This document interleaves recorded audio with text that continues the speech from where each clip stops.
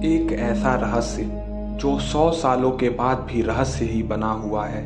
एक ऐसी murder mystery जो आज भी पुलिस अकादमी के आपराधिक जांच करने वाले छात्रों के लिए कौतूहल का विषय बना हुआ है। समय के साथ साथ साइंस ने तरक्की कर ली, नई नई तकनीकियां आ गईं, नए नए जांच करने की सुविधाएं भी उपलब्ध हो गईं, लेकिन ये केस ज्यों का त्यों पड़ा हुआ है। ये घटना जर्मनी की है।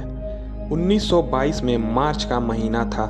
जर्मनी के म्यूनिख से 70 किलोमीटर दूर बाविरियन इलाके में एक फार्म हाउस पर 63 वर्षीय किसान एंड्रियास ग्रूबर ने रात के वक्त अपने मकान के पीछे किसी के पैरों की आहट सुनी।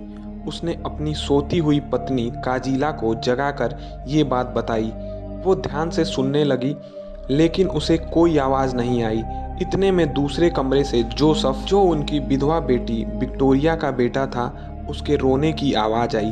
तो काजिला ने अपने पति को चुपचाप सोने के लिए कहा, क्योंकि उनकी बातों से बच्चे उठ गए थे और वैसे भी विक्टोरिया की बेटी काजिलिया को सुबह जल्दी स्कूल जाना था। काजिला की बात मानकर एंड्रियास चुपचाप सो गया। अगले दिन सुबह एंड्रियास ने अपने घर के बाहर एक अखबार पड़ा देखा, जो उनका नहीं था और किसी और भाषा में था। उसने आसपास पड़ोसियों से पूछा, लेकिन वो अखबार उनमें से किसी का भी नहीं था। एंड्रियास हैरान था। तभी उसकी नज़र अपने मकान के पीछे बर्फ में बने पैरों के निशान पर गई। मकान के पीछे कोई नहीं जाता था, क्योंकि वहाँ कटीली झाड़ियाँ थीं। उसने घर में भी सबसे पूछा, लेकिन सबने कहा कि वे मकान के पीछे नहीं गए थे। तभी उनकी नौकरानी बोली कि इस घर में जरूर किसी आत्मा का साया है। तभी रात को अजीब अजीब सी आवाज़ें आती हैं और वो डर के मारे काम छोड़कर चली गई। कुछ दिन बाद उनके घर की चाबियां खो गईं। अब घर में नौकरानी तो थी नहीं, तो किस पर शक करते, इसलिए उन्होंने पुलिस में कोई रिपोर्ट नहीं लिखवाई।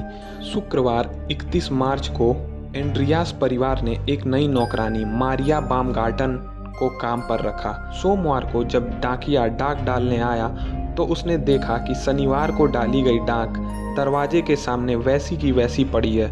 उसने पड़ोसियों से पूछा तो उन्होंने बताया कि उन्होंने भी कई दिन से एंड्रियास के परिवार में से किसी को बाहर निकलते नहीं देखा, और तो और विक्टोरिया की बेटी काजिलिया को भी स्कूल जाते नहीं देखा और न ही जोसेफ को बाहर खेलते देखा।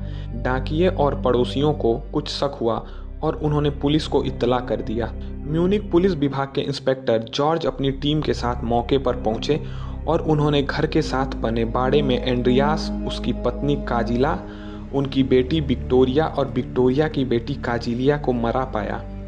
पुलिस को लगा कि ये नौकरानी का काम है, लेकिन इंस्पेक्टर जॉर्ज अपनी टीम के साथ जैसे ही घर के अंदर घुसे तो लाश की बदबू आने लगी। उन्होंने देखा कि नई नौकरानी अपने कमरे में मरी पड़ी है।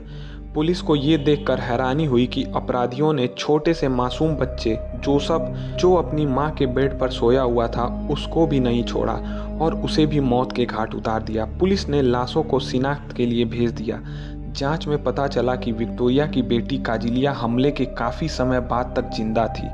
उसके बाल पकड़कर उसे घसीटा गया था। इस वजह से उसके कई जगह से बाल उखड़ गए थे। इन सबको किसी धारदार हथियार, शायद कुदाल से मारा गया था, लेकिन पुलिस को कुदाल या कोई नुकीला हथियार बरामद नहीं हुआ। एंड्रियास का कोई पास का संबंधी नहीं था और ना ही उनके घर ज़्यादा किसी का आना जाना था, इसलिए पुलिस हत्या का कारण तलाश कर रही थी।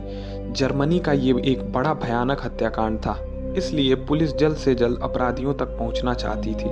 पुलिस ने 100 से ज़्यादा लोगों को हिरासत में लेकर पूछताछ की, लेकिन कोई सबूत हाथ नहीं लगा।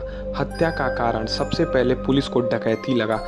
ऐसा लगता था कि अपराधी कई दिनों से फार्म हाउस के इर्द गिर्द चक्कर लगा रहे होंगे और एंड्रियास और उसके परिवार की दिनचर्या देख रहे होंगे, और मौका मिलते ही उन्होंने वारदात को अंजाम दे दिया होगा।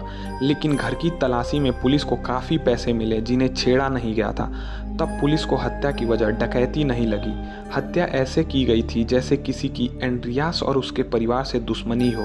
शक की सुई विक्टोरिया के मरे हुए पति पर भी उठ रही थी, क्योंकि विक्टोरिया का पति कार्ल गैब्रियल, जो फौज में था, और उसकी मौत की पुष्टि तो हुई थी, लेकिन उसकी लाश कभी बरामद नहीं हुई।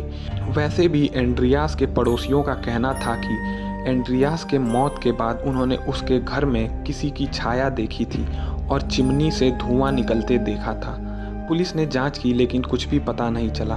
इस केस की खास बात यह है कि इसकी फाइल आज तक बंद नहीं हुई है और वक्त वक्त पर नए सिरे से इसकी जांच होती रहती है। आज भी कई आपराधिक जांच करने वाले छात्र इस केस की जांच करना पसंद करते हैं। हालांकि इतने वक्त बाद सबूत ढूंढना मुश्किल होता है, लेकिन फिर भी छात्रों के लिए ये केस कौतूहल का विषय है। एंड्रियास के फार्म हाउस को अब एक समाधि स्थल बना दिया गया है। तो ये थी आज की मर्डर मिस्ट्री।